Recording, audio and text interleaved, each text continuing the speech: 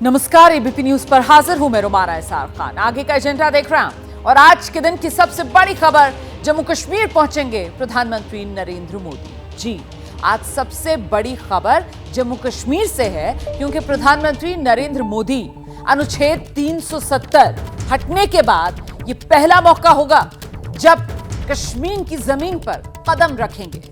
BJP लगातार ये दावा करती रही, अनुच्छेद 370 हटने के बाद जम्मू कश्मीर में विकास की बयार बह रही है और आज पीएम मोदी खुद श्रीनगर में होंगे। श्रीनगर के बख्शी स्टेडियम में विकास की योजनाओं की और शुरुआत करेंगे, रैली भी करेंगे। कश्मीर को करीब 5,000 करोड़ रुपए की सौगात आज दी जाएगी केंद्र की तरफ से।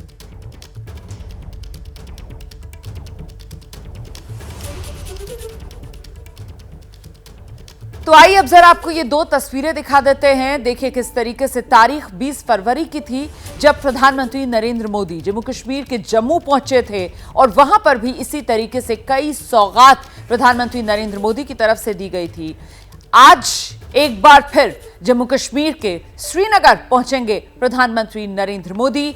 5,000 करोड़ की सौगात आज श्रीनगर के जरिए कश्मीर को देंगे प्रधानमंत्री नरेंद्र मोदी। और ऐसे में आप कुछ और अहम जानकारियां प्रधानमंत्री नरेंद्र मोदी के कश्मीर दौरे से जुड़ी आपको दे देते हैं एक एक करके। देखिए, सबसे पहले तो आप ये जानिए कि आखिरकार प्रधानमंत्री नरेंद्र मोदी का ये कश्मीर दौरा खास क्यों है। अनुच्छेद 370 हटने के बाद ये पहला दौरा है कश्मीर में जो पहुंचेंगे प्रधानमंत्री नरेंद्र मोदी, इसीलिए खास हो जाता है। दूसरी बड़ी बात यह कि कहां जा रहे हैं प्रधानमंत्री नरेंद्र मोदी? श्रीनगर, जहां बाकायदा प्रधानमंत्री नरेंद्र मोदी रोड शो करेंगे। इतना ही नहीं, यहीं श्रीनगर में ही प्रधानमंत्री नरेंद्र मोदी की रैली भी है। बख्शी स्टेडियम है श्रीनगर का, वहीं पर सुरक्षा के पुख्ता इंतजाम कर दिए गए हैं जहां प्रधानमंत्री नरेंद्र मोदी की रैली होनी है।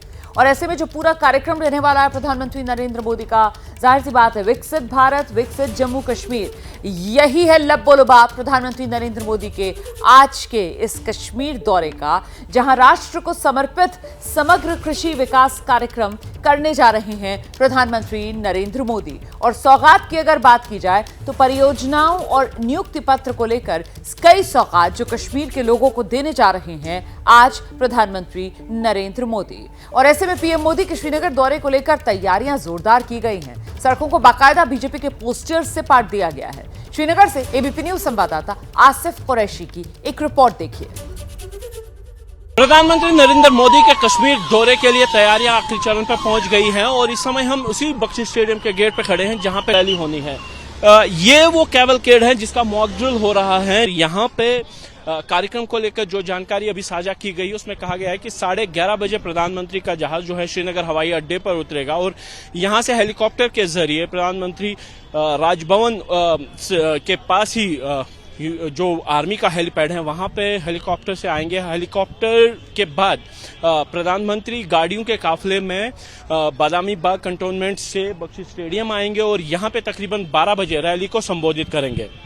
रैली के बारे में भी कहा जा रहा है कि डेवलपमेंट प्रोजेक्ट्स की घोषणा के साथ कुछ लाभार्थियों को जिनको नौकरी मिली है उनको जो है अपॉइंटमेंट ऑर्डर्स के साथ साथ जो टूरिज्म और इंफ्रास्ट्रक्चर को लेकर तकरीबन 6,500 करोड़ के विभिन्न प्रोजेक्ट्स की घोषणा होगी और साथ ही राजनीतिक घोषणाएं भी हो सकती हैं। इस बात की भी उम्मीद की जा रही है। बीजेपी की तरफ से बोला जा रहा है कि चुनावी जो रन है उसकी शुरुआत, उसकी घोषणा कल प्रधानमंत्री यहां से करेंगे और जो बीजेपी का मिशन 400 है उसमें जम्मू कश्मीर को भी रखा गया है और कहीं ना कहीं अनंतनाग पुंछ जो सीट है जिस पर बीजेपी को ये उम्मीद है कि वो ये सीट जीत पाएंगे, बीजेपी का जोर उस पर रहेगा। लेकिन कुल मिला के देखें तो जम्मू कश्मीर की सभी 5 सीटों पर बीजेपी चुनाव लड़ रही है अपने सहयोगियों के साथ, जबकि इंडिया अलायंस में फूट के बाद अब ये उम्मीद बढ़ गई है कि बीजेपी शायद एक सीट पे जीत हासिल कर सके। समीकरण जो है एकदम साफ हो गया है कि कौन मैदान में है और किसकी जीत हो सकती है। कैमरामैन अरशद हुसैन के साथ आसिफ कुरैशी, एबीपी न्यूज, श्रीनगर। आइए सीधे श्रीनगर चलते हैं। आसिफ कुरैशी इस वक्त हमारे साथ मौजूद हैं। जरा जानते हैं आसिफ कुरैशी से तैयारियां अब आखिरी वक्त में किस तरीके से मुकम्मल होती हुई नजर आ रही हैं। आसिफ कुरैशी, और कब तक प्रधानमंत्री नरेंद्र मोदी श्रीनगर के बख्शी स्टेडियम पहुंचेंगे? देखिए, एक जश्न का माहौल इस समय श्रीनगर के बख्शी स्टेडियम में है। तकरीबन 40 से 50 हजार लोग इस स्टेडियम में इस समय मौजूद हैं और बड़ी संख्या में जो डिफरेंट डिस्ट्रिक्ट या दूर दराज के इलाकों से लोगों के आने का सिलसिला है वो लगातार जारी है। कार्यक्रम में शामिल होने वाले लोगों के साथ साथ वीडियो कॉन्फ्रेंसिंग के जरिए सभी 20 जिलों के लोग और जो लाभार्थी हैं, जो अन्य कार्यक्रम है, उनको वीडियो लिंक के जरिए प्रधानमंत्री के इस कार्यक्रम के साथ जोड़ा गया है। और मैं बता सकता हूं कि कम से कम पिछले एक दशक में इतनी बड़ी गैदरिंग कश्मीर में किसी राजनीतिक सभा में नहीं देखी गई है।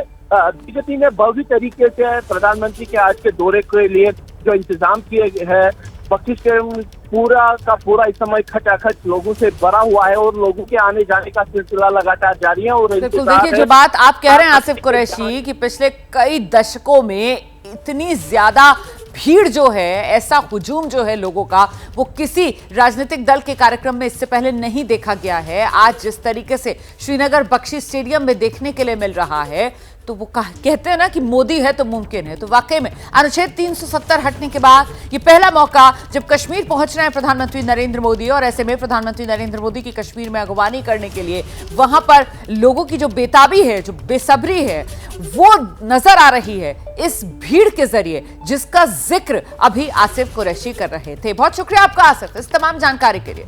तो अब इंतजार किया जा रहा है प्रधानमंत्री नरेंद्र मोदी का। हजारों की संख्या में लोग जो हैं वो बख्शी स्टेडियम में इस वक्त मौजूद हैं और प्रधानमंत्री मोदी के कश्मीर दौरे को लेकर जम्मू कश्मीर बीजेपी की तरफ से एक वीडियो जारी किया गया है। इस वीडियो में ये बताने की कोशिश की गई है कि कश्मीर में किस तरह विकास ने रफ्तार पकड़ी है मोदी राज में। ये वो वीडियो है जिसका मैं जिक्र कर रही थी।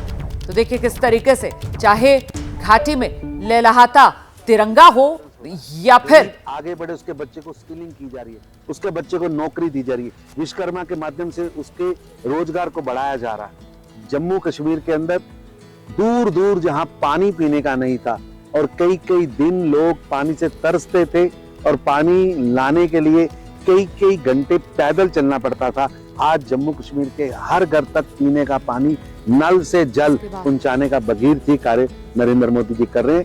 ये जम्मू कश्मीर एक सबको साथ लेने वाली धरती है। यहाँ चिरारे शरीफ भी है, यहाँ शंकराचार्य भी है, यहाँ 6वीं पातशाही का गुरुद्वारा भी है, यहाँ अनगिनत मंदिर, मस्जिद, गुरुद्वारे, हर धर्म को मानने वाले लोग हैं। कश्मीर, जम्मू कश्मीर एक बड़े दिल वाली धरती है और ये प्रधानमंत्री मोदी जी ने आज पूरी दुनिया को दिखाया है कि बढ़ता हुआ जम्मू कश्मीर, टूरिज्म कैपिटल जम्मू कश्मीर, विकास की नई गाथा लिखता जम्मू कश्मीर, शांत जम्मू कश्मीर, स्वर्ग जम्मू कश्मीर, नरेंद्र मोदी जी के सपनों का नया जम्मू। शांति और समृद्धि के प्रतीक के तौर पर कश्मीर निखरा है मोदी राज में, यही संदेश जो बीजेपी की तरफ से दिया गया है इस वीडियो को जारी करके। और इस बीच कुछ और जानकारियां मैं आपको देती हूं। कश्मीर को जो विकास की सौगात प्रधानमंत्री नरेंद्र मोदी की तरफ से दी जाएगी उसके बारे में जरा जान लीजिए। जो समग्र कृषि विकास कार्यक्रम है, इस पर 5,000 करोड़ का ये पूरा प्रोजेक्ट है जो खर्चा आएगा। इसके अलावा और क्या कुछ मिलने वाला है ये जानिए आप। पर्यटन के तहत स्वदेश दर्शन योजना है और ये 1400 करोड़ का प्रोजेक्ट है। ये सौगात भी मिलने जा रही है जम्मू कश्मीर को। हजरत बल तीर्थ विकास, पर्यटकों के लिए सुविधाएं दी जाएंगी। यहां पर हजरत बल का तीर्थ क्षेत्र का विकास किया जाएगा। देखो अपना देश अभियान, ये भी पर्यटन को बढ़ावा देने के लिए जम्मू कश्मीर को इसकी भी सौगात मिलने जा रही है। इतना ही नहीं, CBDD योजना है जिसमें 42 तीर्थ स्थलों की घोषणा की जाएगी और साथ ही साथ जो देश को सौगात दी जाएगी उसमें 43 प्रोजेक्ट्स की लॉन्चिंग भी की जानी है। तो जम्मू कश्मीर में किस तरीके से ये विकास की गाथा लिखी जा रही है वो आपने जाना। और देश के किन तीर्थ स्थलों का विकास होगा, जो अभी खबर मैंने आपको बताई, 42 जो अलग अलग तीर्थ क्षेत्र है जिनके विकास की बात की जा रही है। तो एक तो यही हजरत बल दरगाह जहां पर है जो जम्मू कश्मीर में है। इसके अलावा अन्नवरम मंदिर है, नवग्रह मंदिर है तमिलनाडु का, चामुंडेश्वरी मंदिर कर्नाटक का। तो ये वो तमाम तीर्थ स्थल हैं जिनका विकास किया जाना है। तो अलग अलग तीर्थ स्थल देश के अलग अलग हिस्सों में, इसमें करणी माता का मंदिर है राजस्थान में, हिमाचल प्रदेश का मां चिंतपूर्णी मंदिर है, जो basilica of born Jesus church है गोवा का। इसके अलावा अमरकंटक मंदिर है मध्य प्रदेश का और जोगलंबा मंदिर तेलंगाना का। एक बात आप गौर कर रहे होंगे कि यहाँ पर अलग अलग धर्मों के जो तीर्थ स्थल है उन सबके विकास की ये पूरी की पूरी योजना है जिसका एक तरीके से ऐलान आज किया जाएगा। और ऐसे में पीएम मोदी के दौरे को लेकर बीजेपी नेता खासतौर से काफी उत्साहित हैं। हमारे सहयोगी आसिफ कुरैशी ने श्रीनगर में बीजेपी के जो स्थानीय नेता हैं उनसे खास बातचीत की है, वो देखिए। हम इस समय उस सड़क पे मौजूद हैं जहां से प्रधानमंत्री का काफिला जो है वो गुजरेगा। बीजेपी कार्यकर्ता यहाँ पे इस समय यहाँ पे घूम रहे हैं और वो इस पूरे सड़क को सजाने की कोशिश कर रहे हैं बीजेपी के झंडे लेकर। हमारे साथ बीजेपी के प्रवक्ता है अल्ताफ ठाकुर। अल्ताफ, किस तरीके की तैयारी है? प्रधानमंत्री जी श्रीनगर वारिद हो रही हैं और जोश, जज्बा और जुनून जो अब भारतीय जनता पार्टी के कार्यकर्ताओं में देख रहे हैं, हर कोई कार्यकर्ता से लेके बड़ा से बड़ा लीडर आज सड़क पे है नरेंद्र मोदी जी का इस्तेकबाल करने के लिए। और हमने 10,000 से ज्यादा झंडे जो अभी तक है श्रीनगर में इंस्टॉल किए और 1,000 से ज्यादा बैनर्स और होर्डिंग्स, और हर कार्यकर्ता, और अभी तक जो तादाद है 2 लाख से ज्यादा लोग इस रैली, कलवारी रैली में शिरकत करेंगे। मुझे लगता है कि श्रीनगर भी कम पड़ जाएगी। देखिए, जब प्रधानमंत्री जी आए उन्होंने कश्मीरियों को दिया और खासकर कश्मीरियों के लिए उनके दिल में बहुत ज्यादा प्यार, मोहब्बत और रेस्पेक्ट है। मन की बात में हमेशा कभी नदरों की बात की, कभी यहाँ की हैंडीक्राफ्ट की बात की, कभी हैंडमेड की बात की। आज भी हमें उम्मीद है कि कश्मीर के लिए बहुत बड़े पैकेज की वो अनाउंसमेंट करेंगे। मेरा नाम मीर आसिम राशिद है, मैं state wise president BJP youth wing से हूँ।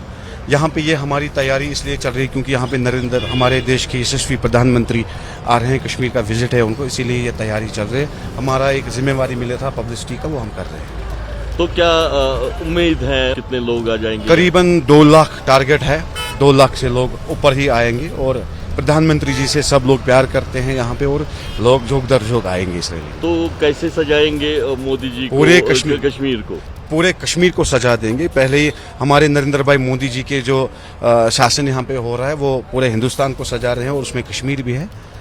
हम भी उसमें हाथ बटा रहे हैं। सब कुछ ठीक होगा और आने वाले समय में सब ठीक रहेगा। बड़ी खबर इस वक्त दिल्ली से आ रही है। दिल्ली के मुख्यमंत्री अरविंद केजरीवाल, राउज एवेन्यू कोर्ट ने केजरीवाल को पेश होने का आदेश दिया है। इस वक्त की बड़ी खबर, ईडी की शिकायत पर कोर्ट ने आदेश दिया है अरविंद केजरीवाल 16 मार्च को कोर्ट में पेश हों। इस वक्त की बड़ी खबर, राउज एवेन्यू कोर्ट की तरफ से अरविंद केजरीवाल के लिए आदेश जारी हुआ है। 16 मार्च कोर्ट में पेश हों अरविंद केजरीवाल। सीधे आपको लेकर चलते हैं। हमारे साथ हमारे 2 सहयोगी इस वक्त मौजूद है। दिल्ली से मनोज वर्मा, दीपक रावत हमारे साथ जुड़ रहे हैं। पहले मनोज का रुख करते हैं और जरा जानते हैं मनोज से, आज कोर्ट के भीतर क्या हुआ? देखिए रोमाना, आपको बताना चाहूंगा कि अरविंद केजरीवाल को लेकर ईडी ने एक बार फिर से राउज एवेन्यू कोर्ट का दरवाजा खटखटाया था और कोर्ट को ये कहा था कि 8 समन देने के बावजूद भी अरविंद केजरीवाल अभी तक पूछताछ में शामिल नहीं हुए हैं। इस पर आज सुनवाई होनी थी और सुनवाई के दौरान अदालत ने अरविंद केजरीवाल को कहा है कि वो 16 मार्च को राउज एवेन्यू कोर्ट में पेश हों और बताएं कि आखिरकार वो पूछताछ में शामिल क्यों नहीं हो रहे थे। इससे पहले भी ईडी अदालत का दरवाजा खटखटा चुकी है। 17 फरवरी को ईडी ने अदालत का दरवाजा खटखटाया था। उस समय अरविंद केजरीवाल वीडियो कॉन्फ्रेंसिंग के जरिए पेश हुए थे और तब अरविंद केजरीवाल ने यह कहा था कि बजट सत्र चल रहा है, वो बिजी हैं, इसलिए पेश नहीं हो सकते हैं। अदालत जो भी तारीख देगी उस समय वो आने के लिए तैयार हैं। तब भी अदालत ने 16 मार्च का ही समय दिया था। बताइए क्या इस बार फिजिकली अरविंद केजरीवाल को बुलाया गया है? और 16 मार्च की तारीख तो पहले से ही तय थी कि इस मामले में अगली सुनवाई 16 मार्च को होगी। तो क्या 16 मार्च को अरविंद केजरीवाल को फिजिकली अदालत में बुलाया गया है या पिछली बार की तरह इस बार भी वीडियो कॉन्फ्रेंसिंग के जरिए वो जुड़ सकेंगे? देखिए रोमाना, अरविंद केजरीवाल को इस बार 16 मार्च को फिजिकली ही पेश होना है क्योंकि अरविंद केजरीवाल ने साफ तौर पर वीडियो कॉन्फ्रेंसिंग के जरिए जब वो पेश हुए थे तब उन्होंने कहा था कि वो बिजी हैं, लेकिन अदालत अगली जो भी तारीख देगी उस पर वो फिजिकली पेश होंगे। तो अदालत ने 16 मार्च का समय दिया था और आज भी 16 मार्च का समय दिया है, यानी कि अरविंद केजरीवाल को अब 16 मार्च को फिजिकली ही अदालत में पेश होना होगा। और अब तक ईडी 8 समन दे चुकी है, यानी कि ईडी ने जब 5 समन दिए थे उसके बाद अदालत का दरवाजा खटखटाया था, कोर्ट का दरवाजा खटखटाया था, उसके बाद ईडी 3 समन और दे चुकी है और उसके बाद आज फिर से अदालत ने 16 मार्च का ही समय दिया है, यानी कि 16 मार्च को अरविंद केजरीवाल को अदालत के सामने फिजिकली पेश होना होगा। खुद आना होगा अदालत के सामने। 16 मार्च वो तारीख है, अरविंद केजरीवाल को कोर्ट की तरफ से साफ कर दिया गया है। ऐसे में दीपक, अब आम आदमी पार्टी की रणनीति क्या है? मतलब 16 मार्च को तो अब अदालत के सामने पहुंचना ही होगा। रोमाना पहले ही अरविंद केजरीवाल कोर्ट में कह चुके हैं। जैसे मनोज वर्मा भी बता रहे थे कि पिछली बार जब वीडियो कॉन्फ्रेंसिंग के जरिए वो सुनवाई में शामिल हुए थे, उन्होंने तभी कोर्ट को कह दिया था कि आज उन्हें विधानसभा में रहना है, क्योंकि उस दिन अविश्वास प्रस्ताव पर वोटिंग होनी थी और बजट सत्र चल रहा है। तो उनका ये कहना था कि मुझे बजट सत्र तक का समय दे दीजिए, उसके बाद आप बुला लीजिए। तो सीधे तौर पर अरविंद केजरीवाल पहले भी कह चुके हैं कि 16 मार्च को सुनवाई में खुद फिजिकली पेश होंगे, और यही आम आदमी पार्टी लगातार कह रही है, क्योंकि कोर्ट जाने के बाद भी ईडी के लगातार समन आ रहे हैं। और अरविंद केजरीवाल आम आदमी पार्टी का इस पर यह कहना है कि जब इस मामले में खुद ही ईडी कोर्ट गई हुई है, कोर्ट ने उनको 16 तारीख को बुलाया हुआ है, उस पर सुनवाई होगी, और अगर कोर्ट कहेगा कि उन्हें ईडी के समन पर जाना चाहिए तो उस पर भी वो जाएंगे। तो सीधे तौर पर आम आदमी पार्टी ने जो गेंद है वो कोर्ट के पाले में और कहीं ना कहीं ईडी के पाले में ही डाल दी है कि जब कोर्ट कह देगा, तो मतलब कुल मिलाकर अदालत के आज के आदेश के बाद भी आम आदमी पार्टी का वही रुख रहने वाला है कि साहब हम जो कह रहे थे वही तो हो रहा है। यही हम भी कह रहे थे कि 16 को तो अरविंद केजरीवाल पहले ही कह चुके थे कि वो अदालत के सामने पेश होंगे, और आज कोर्ट की तरफ से भी वही बात कही गई है। तो मामला वही 16 मार्च वाली तारीख पर पहुंचता है। इस बीच दिल्ली के सीएम अरविंद केजरीवाल ने सोशल मीडिया पर पोस्ट भी कर दिया है। सोशल मीडिया एक्सपर्ट लिख रहे हैं, ईडी और मोदी सरकार की यही सच्चाई, कैसे लोगों को ईडी से परेशान करवा के बीजेपी में शामिल किया जाता है। देखिए, ग्रेटर नोएडा वेस्ट की गौड़ सिटी सोसाइटी के 16th एवेन्यू के 2 फ्लैट्स में आग लग गई है। आग लगने का कारण अभी पता नहीं चल पाया है। घटना के वक्त एक फ्लैट बंद बताया जा रहा है और दूसरे फ्लैट में जो परिवार रह रहा था वो सीढ़ियों से निकलकर बाहर आ गया। तो ये तस्वीरें आपके सामने हैं, इस तरीके से आग लगी है। ये गौड़ सिटी 16th एवेन्यू की तस्वीरें आप देख रहे हैं।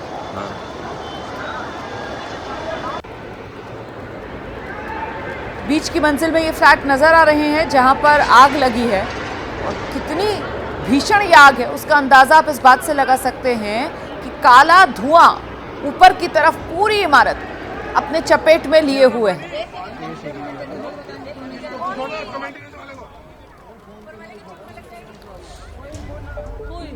गनीमत यह कि अभी तक किसी के हताहत होने की यहां पर खबर नहीं है। जो लोग रह रहे थे इस फ्लैट में वो वक्त रहते सीढ़ियों से नीचे उतर आए। आप इस वक्त बड़ी खबर आ रही है, बेंगलुरु ब्लास्ट को लेकर पहली बार संदिग्ध आरोपी को बिना मास्क के देखा गया है। तस्वीर सामने आई है संदिग्ध आरोपी की, बिना मास्क वाली। आरोपी बस में बैठा हुआ है। एनआईए पूरे मामले की जांच कर रही है। आरोपी का सुराग देने के लिए एनआईए ने 10 लाख रुपए के इनाम का ऐलान कर दिया है। देखिए, अभी तक जितने सीसीटीवी फुटेज मिल रहे थे उन सभी में ये जो आरोपी है वो चेहरे पर मास्क लगाए हुए नजर आ रहा था। इसका चेहरा दिख नहीं पा रहा था। ये पहला मौका है जब आरोपी का चेहरा नजर आया है। एनआईए की तरफ से 10 लाख रुपए के इनाम का ऐलान कर दिया गया है इसका सुराग देने के लिए। देखिए जरा तस्वीर आप भी। हम ये तस्वीर एबीपी न्यूज पर दिखा रहे हैं दर्शकों को, ताकि अगर किसी तरीके की मदद जांच एजेंसियों को की जा सके एबीपी न्यूज की दर्शकों की तरफ से इस मामले को सुलझाने में, तो ये वाकई में मददगार साबित होगा। सीधे आपको लेकर चलते हमारे सहयोगी आशीष इस वक्त हमारे साथ मौजूद हैं। आशीष, ये बस में बैठा हुआ नजर आ रहा है, कहां से कहां तक इस बस में सफर किया था इस आरोपी ने? कौन सी बस है ये? जी देखिए, ये काफी क्रूशियल एविडेंस है, काफी महत्वपूर्ण सुराग है। अभी तक जितनी फुटेजेस पुलिस को मिले थे उन सारी फुटेजेस में ये जो सस्पेक्ट है, जो संदिग्ध है, वो मास्क में नजर आ रहा था। उसने हाथों में दस्ताने पहन रखे थे। ये पहली बार है जब इस सस्पेक्ट का फुटेज बिना मास्क के नजर आ रहा है। अभी तक की जो जांच है वो इशारा कर रही है कर्नाटक के बेल्लारी में जो एनआईए ने बेल्लारी मॉड्यूल कुछ दिसंबर में बस्ट किया था उसकी तरफ।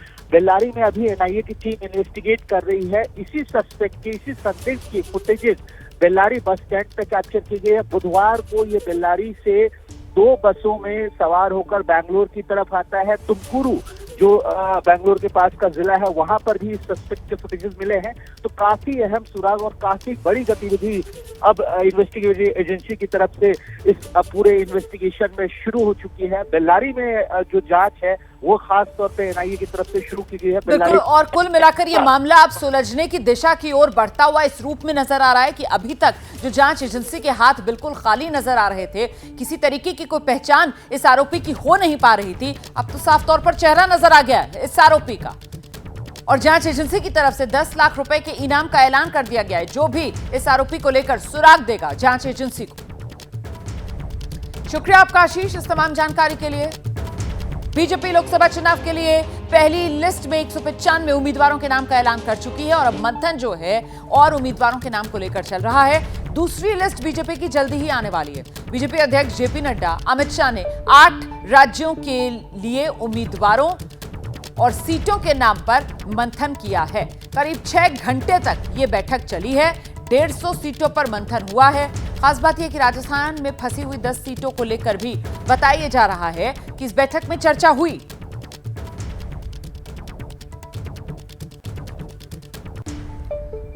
और आइए सीधे आपको लेकर चलते हैं। हमारे साथ हमारे 2 सहयोगी इस वक्त मौजूद हैं। आप देख सकते हैं दिल्ली से नीरज पांडे हमारे साथ जुड़ गए हैं। हमारे साथ मुंबई से कृष्णा ठाकुर भी इस वक्त मौजूद है। पहले नीरज का रुख करेंगे।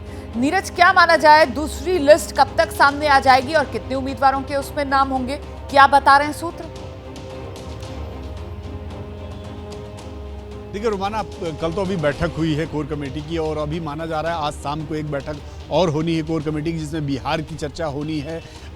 दूसरा, अब जो है ऑलमोस्ट सभी बड़े राज्यों की चर्चा होगी। केवल बिहार और पंजाब एक ऐसे राज्य हैं जहां की चर्चा होनी बाकी है। और चर्चा होनी इसलिए बाकी है क्योंकि दोनों राज्यों में गठबंधन है और गठबंधन की कुछ रूपरेखाएं अभी तय होनी और बाकी है। अब ये माना जा रहा है कि इसी वजह से थोड़ा सा केंद्रीय चुनाव समिति की जो बैठक होनी भारतीय जनता पार्टी की, वो थोड़ा डिले हुई है। और ये बैठक अब 10 तारीख को बताई जा रही है कि 10 तारीख को ये बैठक होगी और उसके बाद ही, यानी उसके 24 घंटे बाद कभी भी भारतीय जनता पार्टी अपनी दूसरी सूची जारी कर देगी। और मैं आपको एक जानकारी और भी यहाँ दे दूँ कि दूसरी सूची जो जारी होगी वो भी करीब 150 सीटों के आसपास की होगी।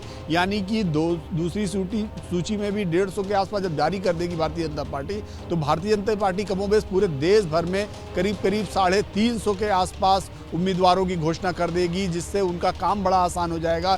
यानी कि उनका प्रचार बहुत तेज शुरू हो जाएगा, लोगों का जो है कॉन्स्टिट्यूंसीज में जाना शुरू हो जाएगा, एक माहौल क्रिएट होगा। तो भाजपा चाहती है कि ज्यादा से ज्यादा और जल्दी से जल्दी अपने उम्मीदवारों की लिस्ट को जारी कर दे। बिल्कुल, तो ये दूसरी लिस्ट जिसको लेकर नीरज बता रहे हैं कि करीब 150 उम्मीदवारों का नाम इसमें हो सकता है, इसी को लेकर मंथन किया जा रहा है। इस बीच सूत्रीय जानकारी दे रहे हैं, महाराष्ट्र में बीजेपी गठबंधन की सीटों को लेकर सहमति बन गई है। सूत्रों के हवाले से खबर ये, बीजेपी 30, शिवसेना 12, एनसीपी अजीत पवार गुट 4 सीटों पर चुनाव लड़ेंगे। बीजेपी 10 से 12 नए चेहरों को मौका दे सकती है। तो ये वो फॉर्मूला है जो महाराष्ट्र के लिए तय पाया गया है।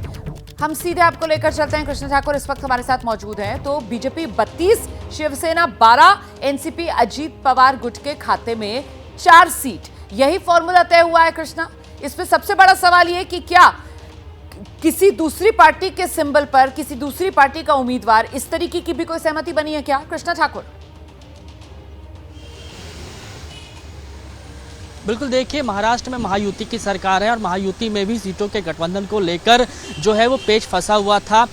अभी हाल ही में अमित शाह जो है वो 2 दिन के महाराष्ट्र दौरे पर थे। उन्होंने 2 मीटिंग की है ताबड़तोड़, दोनों उप मुख्यमंत्री के साथ, मुख्यमंत्री के साथ, और यही मानकर तय चला जा रहा है कि सीटों की सहमति को लेकर महाराष्ट्र में जो है वो अमित शाह ने पेच सुलझा लिया है। और इसके तहत ये कहा जा रहा है, सूत्र जो जानकारी दे रहे हैं उसमें ये कि 32, 12 और 4 यानी कि 32 जो लोकसभा की सीटें हैं उस पर बीजेपी चुनाव लड़ेगी, 12 पर एकनाथ शिंदे गुट शिवसेना, और जो 4 सीट है वो एनसीपी के लिए छोड़ी गई हैं। इसमें ये साफ तौर पे कई मुख्य बातें कही गई है, जिसमें ये कहा गया है कि इस बार सबसे ज़्यादा जो है वो 10 से 12 नए चेहरों को मौका दिया जाएगा, महिला उम्मीदवारों को ज़्यादा मौका दिया जाएगा। और एक अहम बात ये कही गई है कि जो चंद्रशेखर बावनकुले हैं प्रदेश अध्यक्ष, उनको वर्धा से पार्टी लोकसभा का अपना उम्मीदवार बना सकती है। हालांकि जिस तरीके से नाराजगी देखी जा रही थी सीटों के बंटवारे को लेकर, तो नाराजगी को हल करने के लिए अमित शाह ने एकनाथ शिंदे को और अजीत पवार को यह आश्वासन दिया है कि आप हमें लोकसभा में संभालें और जब विधानसभा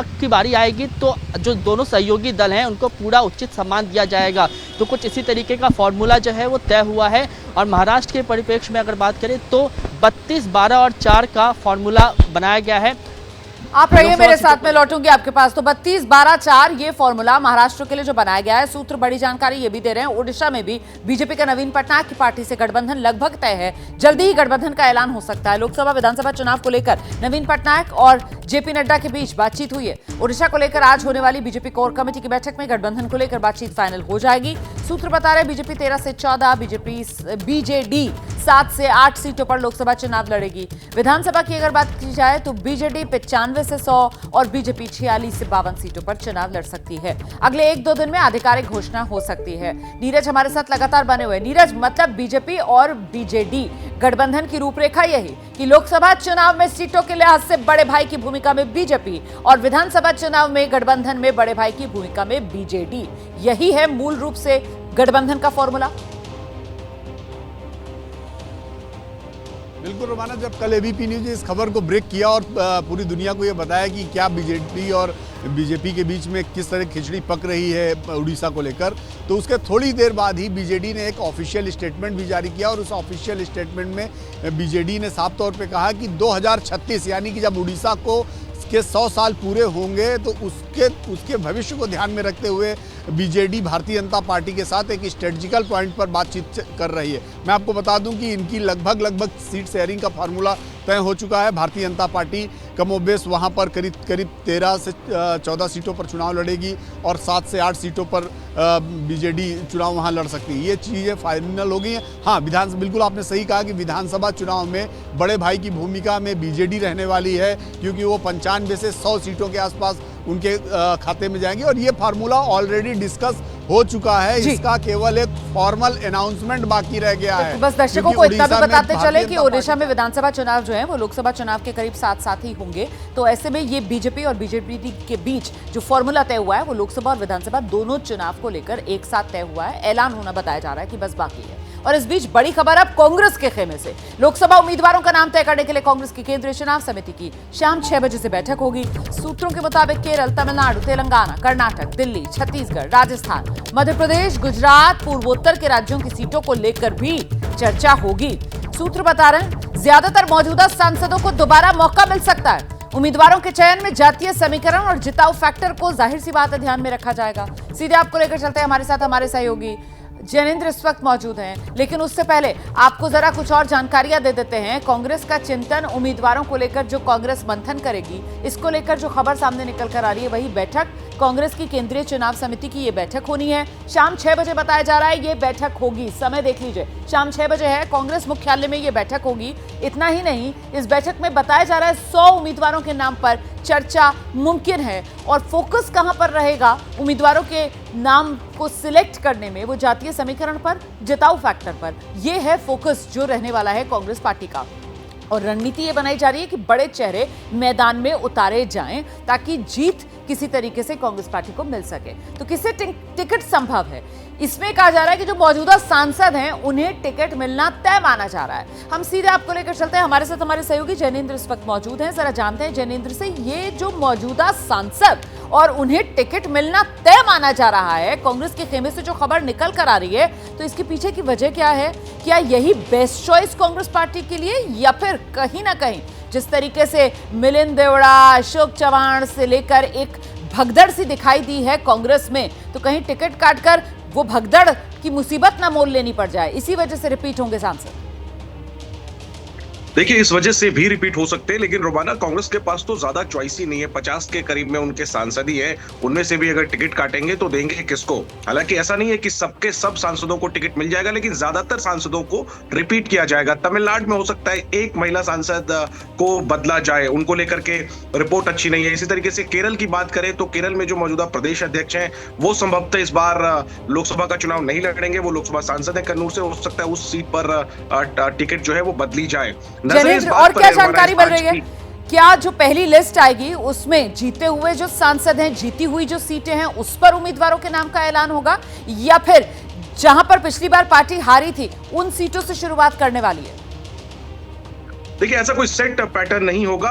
वो सीटें भी होंगी जहां पर पिछली बार कांग्रेस जीती थी, यानी केरल और तमिलनाडु में ज्यादातर सीटों पर कांग्रेस जहां लड़ी वहां जीती, तो उन तमाम सीटों पर जो कैंडिडेट के अनाउंसमेंट होंगे वो जीती हुई सीटें हैं। इसके अलावा कर्नाटक में पिछली बार कांग्रेस सिर्फ एक सीट जीती थी, कर्नाटक को लेकर के भी आज चर्चा होगी, तो कर्नाटक में हारी हुई सीटों पर उम्मीदवारों का ऐलान भी होगा। दक्षिण के 4 राज्य कर्नाटक, तमिलनाडु, केरल और तेलंगाना, इन 4 राज्यों की सीटों पर आज चर्चा होनी है। इसमें सबसे एक वीआईपी सीट जो है वो वायनाड है। देखना है कि कि क्या राहुल गांधी, हालांकि इसको लेकर स्थिति थोड़ी सस्पेंस में है कि राहुल वायनाड से दोबारा लड़ेंगे या नहीं लड़ेंगे। आज स्थिति स्पष्ट हो सकती है कि क्या वायनाड की जो सीट है केरल, वहां से जो सिटिंग सांसद है यानी राहुल गांधी, वो एक बार फिर वायनाड से दावा पेश करेंगे। तो दक्षिण भारत जो कांग्रेस का फिलहाल एक मजबूत इलाका है, वहां के चारों राज्यों पर चर्चा होगी। इसी वजह से आज की सीसी महत्वपूर्ण है। ये पहली सीसी है और जल्द कांग्रेस की पहली लिस्ट जारी हो सकती है बैठक के बाद। बहुत शुक्रिया आप सभी का इस तमाम जानकारी के लिए। तो उम्मीदवारों के नाम को लेकर ये मंथन का दौर जो अब जोर पकड़ता हुआ नजर आ रहा है। और अब इस वक्त की बड़ी खबर आपको बता देते हैं। ग्रेटर नोएडा वेस्ट इलाके की गौर सिटी 16th एवेन्यू में जो आग लगी थी उस पर काबू पा लिया गया है। इस वक्त की बड़ी खबर यही है कि ग्रेटर नोएडा वेस्ट इलाके में जो भीषण आग लगी थी उस आग पर फिलहाल काबू पा लिया गया है, लेकिन आग कितनी भीषण थी इन तस्वीरों को देखकर आप अंदाजा लगा सकते हैं। 2 फ्लैट में ये आग फैल चुकी थी। एक बंद फ्लैट था, दूसरे में लोग रह रहे थे। किसी तरीके से वक्त रहते जो परिवार इस फ्लैट में रह रहा था वो जल्दी से सीढ़ियों के रास्ते नीचे उतर आया। फिलहाल आग क्यों लगी वजह साफ नहीं है, लेकिन एक फ्लैट में आग लगी, देखते ही देखते दूसरे फ्लैट में भी फैल गई। फायर ब्रिगेड मौके पर पहुंची, वक्त से और आग पर काबू पा लिया। लेकिन कितनी भीषण ये आग थी, देखिए कैसे ये आग की लपटें जो बालकनी का हिस्सा है उससे बाहर निकलती हुई नजर आ रही हैं और कितनी तेज ये लपटें रही होंगी। काला घना धुआं जिसने कई मंजिला इस पूरी बिल्डिंग को अपनी चपेट में ले रखा है। देख रहे हैं आप कैसे इस फ्लैट की जो भी हिस्सा खुला हुआ है वहां से धुआं निकलता हुआ नजर आ रहा है। एक तरफ से तो बाकायदा आग की लपटें फैलती हुई नजर आ रही है। ये देखिए पूरी इमारत धुएं की चपेट में आ गई थी, ऊपरी मंजिलों तक काला धुआं था। ये अब की तस्वीरें हैं जब आग पर काबू पा लिया गया। देख रहे हैं फायर ब्रिगेड की टीम जब मौके पर पहुंची और ये पहले की तस्वीर है। इस तस्वीर का मैं यहाँ पर जिक्र कर रही थी। देखिए कैसे ये काला धुआं ऊपर तक फैला हुआ है। कितनी कई मंजिला ये इमारत है और पूरी की पूरी इमारत नजर नहीं आ रही है, काले धुएं में छिपी हुई, ढक दिया काले धुएं ने पूरी इमारत को। ये जिस वक्त आग लगना शुरू हुई उस वक्त की तस्वीरें, भीषण लपटें आग की बाहर निकलती। अब फिलहाल इस आग पर पूरी तरह काबू पा लिया गया है।